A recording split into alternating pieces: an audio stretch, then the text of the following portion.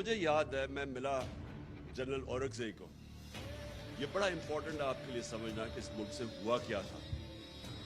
General Aurangzeb उस वक्त commander थे सारी जो हमारी आर्मी थी कबायली इलाके में। तो वो कहते कि हमने एक अकॉर्ड साइन किया 2006 में के करीब एक वजीरिस्तान अकॉर्ड किया। तो कहता है अमेरिकन का एक बड़ा हाई लेवल डेलीगेशन आया हमारे साथ पूछने हमें हमारे से बातचीत करने के लिए। रेगुलर मुलाकात होती थी, हम उनके एलाय थे। वो और बात है कि हम उनके एलाय थे, वो हमारे ऊपर ही बमबारी कर रहे थे। तो वो जब बात कर रहे तो ये एक्सप्लेन कर रहे थे उनको कि हमने क्यों इनसे ये पीस अकॉर्ड किया। इन्होंने बताया कि हमारी कैजुअल्टीज बहुत ज्यादा हो रही थी, हम पाकिस्तान की फौज की कैजुअल्टीज हो रही थी। तो वो एक कहता उनका जो सीनियर आदमी वो चुप करके सुनता रहा। जब हमने उसको एक्सप्लेन कर दिया कि जी हमारे ये मसले थे इसलिए हमने वजीरिस्तान अकॉर्ड साइन किया है, तो वो कहता वो सीनियर जो उनका ऑफिशियल था वो कहता ये जरा सुने, we are paying you to fight not to have peace accords. हुक्म दिया और उन्होंने अकॉर्ड तोड़वाया, ड्रोन अटैक करके तोड़वाया अकॉर्ड। तो हम मर रहे थे यहाँ, हम यानी कोई पाकिस्तानी उधर भी मर रहा है इधर भी मर रहा है, हमारे ऊपर ड्रोन अटैक्स हो रहे थे। मुझे आज बताएं कि एक जगह कभी किसी ने अप्रिशिएट किया है कि जिस मुल्क ने उनके साथ वॉर ऑन टेरर के अंदर सबसे ज्यादा कुर्बानियां दी, एक जगह अप्रिसिएशन हुई। वो इसलिए नहीं हुई कि हमने अपने आप को इस्तेमाल होने दिया। तो मैं जब ये कह रहा था कि ये बेसिस के ऊपर एब्सोल्युटली नॉट, वो इसलिए कि मेरे मुल्क का इंटरेस्ट है। हम क्यों किसी की जंग में शामिल हो? हम अगर अफगानिस्तान के अंदर अब तालिबान की गवर्नमेंट है, हमें क्या जरूरत है कि उनको यहाँ से कोई उधर अटैक जाए या वो कुछ करे? हमें क्या जरूरत पड़ी हुई है कि हम वैसी कॉम्बैटेंट बन जाए? आप जितने मर्जी कहें कि नहीं जी हम सफाई पेश करें, लेकिन जैसे ही आपकी जमीन इस्तेमाल होगी आप ऑटोमेटिकली उनके साथ उनके शामिल हो जाएंगे उनकी जंग में। इसलिए ये हमारा इंटरेस्ट है। देखिए मैं कभी अपने आप को एंटी अमेरिकन नहीं समझता। हमारी बड़ी जबरदस्त पाकिस्तानी अमेरिकन कम्युनिटी है जो सबसे अमीर पाकिस्तानी डायस्पोरा है, हमें तो कभी उनसे ताल्लुकात खराब नहीं करने चाहिए। हमारे जो अमेरिका सुपर पावर एक्सपोर्ट्स हमारी सबसे ज्यादा अमेरिका है, हमें किसी सूरत ताल्लुकात नहीं खराब करने चाहिए। लेकिन क्या हमें अपने आप को इस तरह टिश्यू पेपर की तरह इस्तेमाल होना चाहिए? अब उनका एजेंडा क्या है? उनका एजेंडा बड़ा सीधा है, इसराइल को रिकॉग्नाइज करो, हिंदुस्तान को एक्सेप्ट करो कि यहाँ लोकल थानेदार है हमारा, उनको अपनी कश्मीर को भूल जाओ, क्योंकि वो चाहते हैं कि हिंदुस्तान तकड़ा हो और ताकि वो चाइना को फेस करे।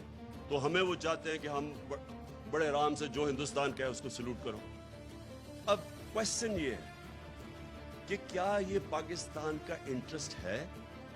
जिस वक्त आप इसराइल को रिकॉग्नाइज करते हैं, आप याद रखें कि आपका जो जितना कश्मीर का मौकफ है उसी दिन जीरो हो जाता है। जब आप उसको रिकॉग्नाइज अगर आप एक्सेप्ट कर जाते हैं कि पैलेस्टीनियन जब रिकॉग्नाइज करते हैं तो आप एक्सेप्ट कर जाते हैं कि पैलेस्टीनियन का कोई राइट नहीं रहा, तो उसका मतलब कश्मीरियों का भी कोई राइट नहीं।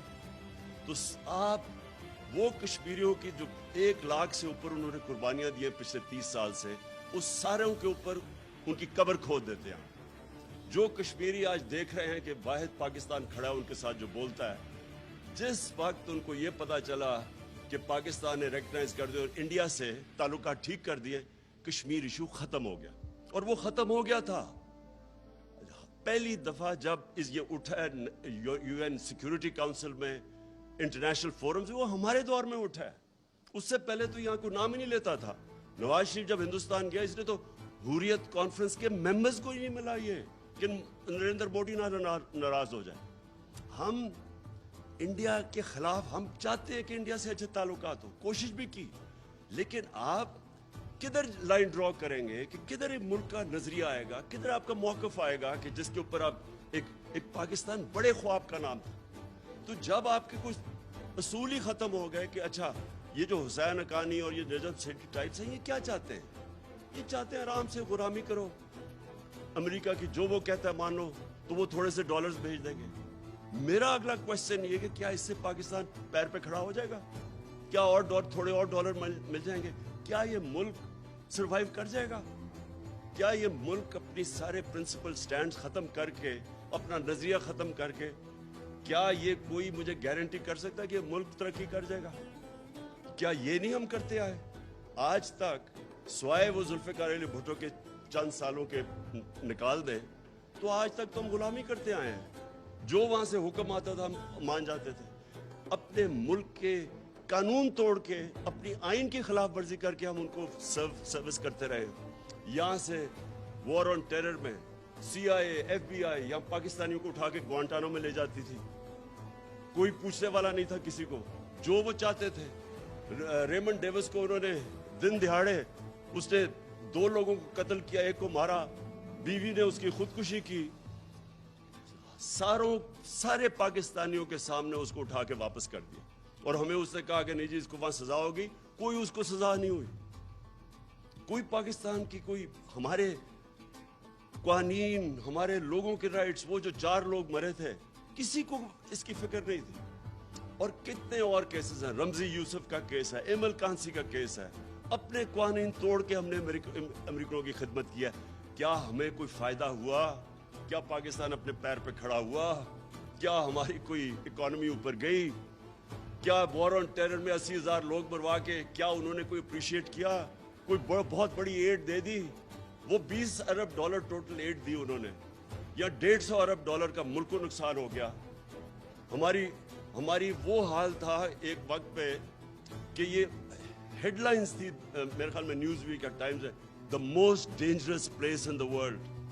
किसने आके इन्वेस्ट करना है मोस्ट डेंजरस प्लेस में? सारी दुनिया में हमारा नाम लगेगी सबसे बड़े दुनिया के दहशतगर्द पाकिस्तान में। तो हमें बजाय फायदा होने के नुकसान ही नुकसान होता रहा।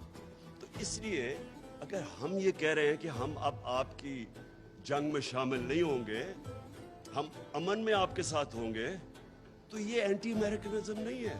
ये अपने लोगों के इंटरेस्ट प्रोटेक्ट करने के लिए। हम जब कहते हैं हम इजराइल को तब तक रिकॉग्नाइज नहीं करेंगे जब तक वो फलस्तीनियों को उनका जो हक है वो नहीं देते। ये कायदे आज़म का वादा था। ये कायदे आज़म ने तब 1948 में ये कहा था कि हम कश्मीरियों के साथ खड़े होंगे। हम जब हिंदुस्तान को अगर हम एक्सेप्ट कर जाते हैं कि वो जो कर रहे हैं कश्मीरियों से वो ठीक है, तो आप याद रखें कि जो बेसिक फिलॉसफी है पाकिस्तान की, ये मुल्क एक बड़ा ख्वाब था। ये जो हिंदुस्तान के मुसलमानों ने पाकिस्तान के लिए वोट दिया था, उनको पता था कि उन्होंने यहां नहीं आना। ये एक बड़ी अजीम ख्वाब का नाम था पाकिस्तान। हम वो सारा नजरिया दफन कर रहे हैं सिर्फ इसलिए कि जी अमेरिका नाराज ना हो। देखिए, मेरा अपना ओपिनियन ये है, कभी भी कोई कौम, कभी भी जूते पॉलिश करके चेरी ब्लॉसम बन के आज तक कौम प्रॉस्पर नहीं की। कौमें खड़ी होती हैं गैरत के ऊपर, नजरिए के ऊपर खड़ी होती है कौम। जो कौम बनती भी है वो नजरिए पे बनती है। वो जूते पॉलिश करके कोई कौम नहीं बनती। आज ये हमें ये